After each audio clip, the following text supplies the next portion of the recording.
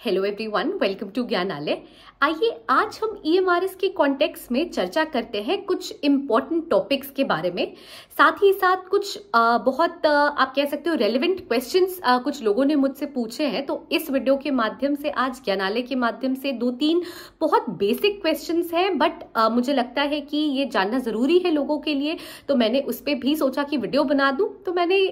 Topics को combine कर दिया है। एक तो मैं इस वीडियो में बात करने वाली हूँ पे लेवल के बारे में, जहां पे कुछ स्पेसिफिक सब्जेक्ट्स जो कि सेम टीजीटी के ही कैटेगरी में फॉल करते हैं, ट्रेन ग्रेजुएट टीचर के ही कैटेगरी में है, उनके लिए सेपरेट लेवल पे जो उनका पे लेवल है वो सेपरेट कर दिया गया है अन्य टीचर्स से of the same category, belonging to the same category. साथ ही साथ कुछ लोगों ने ये क्वेश्चंस किया है, हो सकता है 2023 के एग्जाम में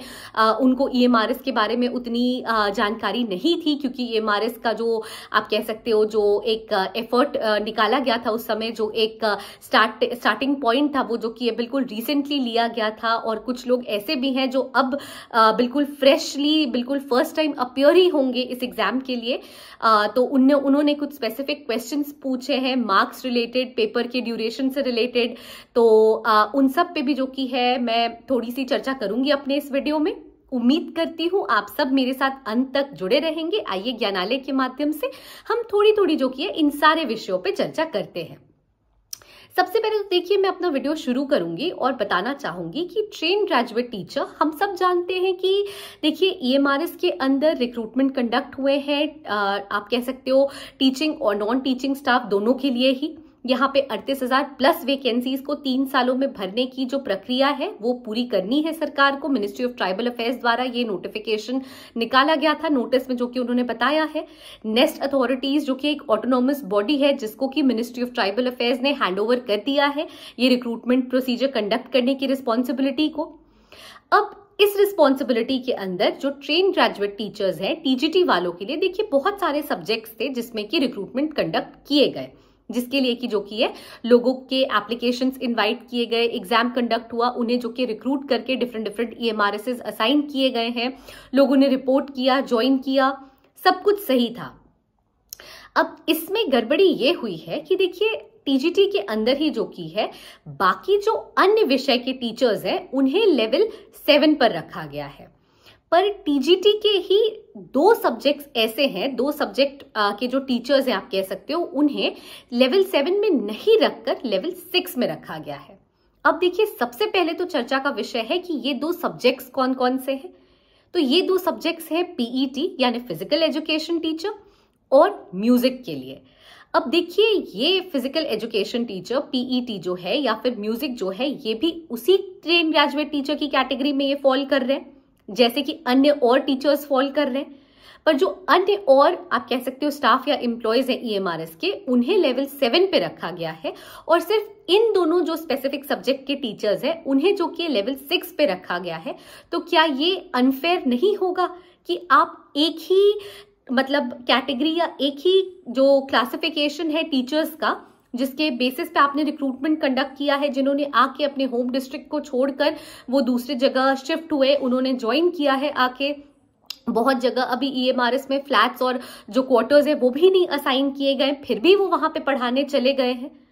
और इन सब के बाद भी जो की है उन्हें एक इनडिफरेंशियल ट्रीटमेंट मिल रहा है, या उन्हें जो की है आप कह सकते हो जिस तरह का ट्रीटमेंट या जिस तरह का जो पे लेवल बाकियों को मिल रहा है उसी सेम कैटेगरी के अंदर उन्हें वो आपको कह सकते हो वो पे लेवल नहीं दिया जा रहा है। तो क्या ये अनफेयर नहीं है? क्या ये डिस्क्रिमिनेशन नहीं है? देखिए लॉ इज अबव ऑल, और ये जो की है एक रीजनेबल क्लासिफिकेशन नहीं माना जाएगा। नेस्ट अथॉरिटीज को, जैसे कि उन्होंने बाकी सारे टीचर्स को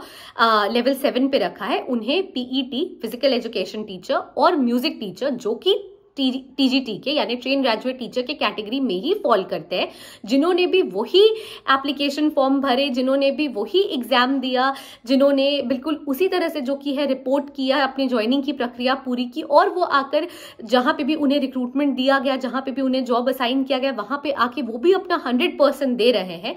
अगर आप उन्हें 100% उस उनके आप कह सकते हो हार्डवर्क के बदले नहीं दे रहे हो, 100% बेनिफिट उन्हें नहीं दे रहे हो आप, तो क्या ये अनरीजनेबल नहीं है?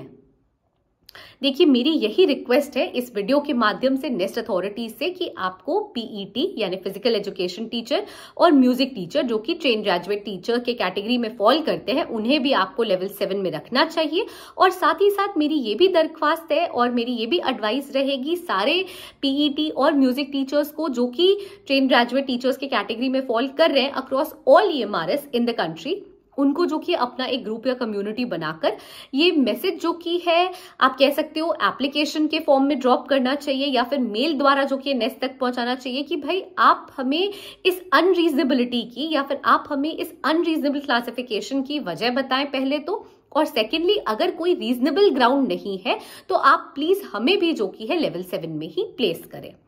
क्योंकि देखिए, अगर किस बच्चे को किस सब्जेक्ट में इंटरेस्ट है ये हम और आप नहीं डिसाइड कर सकते, लेकिन अगर आप चाहते हो कि उस बच्चे का ब्रेन डेवलपमेंट किसी पर्टिकुलर सब्जेक्ट में हो ताकि आगे चल के वो उस नॉलेज को गेन करके कुछ अच्छा लाइफ में कर सके, तो उसके लिए बहुत जरूरी है कि एक डिसिप्लिन्ड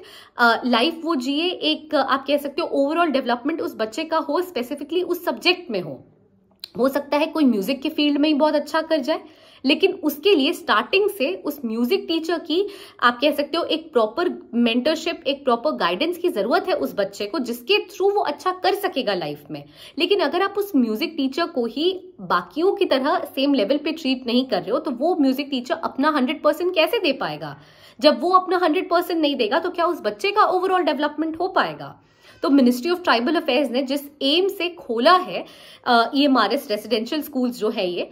क्या 100% डेवलपमेंट उन बच्चों का हो पाएगा?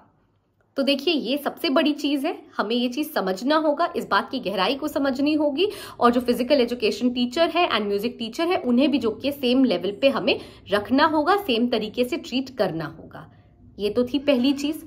दूसरी चीज है, कुछ लोगों ने मुझसे बहुत बेसिक क्वेश्चंस किए हैं, मैंने सोचा कि वीडियो के माध्यम से ही जवाब दूं ताकि ज्यादा से ज्यादा लोगों को इस चीज की नॉलेज मिल पाए। देखिए, जो टीजीटी है, ट्रेन ग्रेजुएट टीचर्स है, जो टोटल मार्क्स हैं ईएमआरएस में जिसपे कि एग्जाम्स कंडक्ट किए गए हैं जितने के लिए, तो जो टोटल मार्क्स है वो है 180 नंबर का पेपर होता है टीजीटी वालों के लिए यानी ट्रेन ग्रेजुएट टीचर्स के लिए, और पोस्ट ग्रेजुएट टीचर्स के लिए 160 मार्क्स का आपका पेपर है और 40 मार्क्स का इंटरव्यू है, यानी टोटल पीजीटी वालों के लिए 200 मार्क्स है और टीजीटी वालों के लिए 180 मार्क्स का आप कह सकते हो एग्जाम का टोटल जो मार्क्स है वो जो कि 180 है टीजीटी के लिए और पीजीटी के लिए 200 है रिस्पेक्टिवली। साथ ही साथ जो ड्यूरेशन है वो आप 3 घंटे की समझो, और नेगेटिव मार्किंग पे जिन लोगों ने मुझसे क्वेश्चन किया है उन्हें भी मैं बताना चाहूंगी कि बिल्कुल इस पेपर में नेगेटिव मार्किंग होती है, 0.25 जो कि है नेगेटिव मार्किंग होती है हर गलत क्वेश्चन के लिए जो आप आंसर करते हो।